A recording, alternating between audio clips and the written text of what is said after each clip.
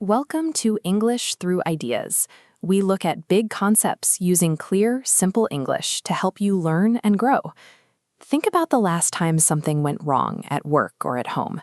When a project failed or a mistake happened, what was the very first thing you did? For most of us, the natural instinct is to point fingers. We look for reasons outside of ourselves.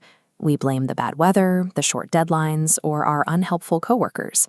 Jocko once had to stand before his bosses after a tragic mistake in the city of Ramadi and admit that the failure was his fault alone. He realized that real leadership isn't about having a high rank or a fancy title. It is about the courage to stop blaming others when things go wrong. To see how this works, let's look at a famous example from Navy SEAL training. The conditions are brutal. Trainees are wet, cold, and exhausted from carrying heavy rubber boats over sand dunes for hours without sleep. The men are divided into teams of 7. To test them, the instructors force these teams to race their boats against each other over and over. In one class, Boat Crew 2 was the best. They worked perfectly as a team, and they won almost every single race. But Boat Crew 6 was the complete opposite. They finished last every time. The men yelled at each other, cursed, and blamed their teammates for being too slow or too weak. Most people looking at this would think the answer is simple. Boat Crew 6 is just a group of bad, weak individuals who don't have what it takes to win. To test if the team was the problem, the instructors swapped the leaders. The leader of the winning team took over the losing team, and vice versa. The leader who had been failing was happy. He thought he was finally going to win because he was given a good team that would do the work for him. But in the very next race, the results were shocking. Boat Crew 6, the team that had been failing, took first place. The new leader didn't blame the men or the heavy boat. He simply set a goal, made the plan clear, and expected the best from everyone.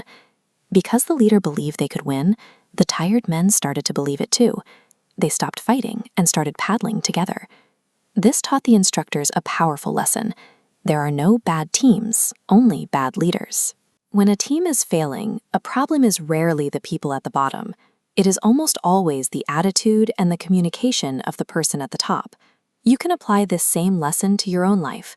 Think about a team you are on at work or school that isn't doing well. To fix the problem, you have to overcome the biggest obstacle of all. You have to check your ego. Your ego is your pride. It is the part of you that makes it feel painful to admit, "I was wrong," or "I failed." It might seem like the opposite of what you expect, but admitting your mistakes does not make you look weak. Jocko found that when he took the blame for failures in Iraq, his bosses actually trusted him more because they knew he was honest and would fix the problem. Putting your pride away is the first step. Only then can you stop arguing and start building a team that actually wins. Making excuses is like being a passenger in a car. You have no control. Extreme ownership is grabbing the steering wheel. The moment you accept responsibility for your problems is the exact moment you gain the power to fix them. Thanks for watching English Through Ideas. We hope this concept helps you lead and succeed. Remember, your progress begins when you decide to own everything in your world.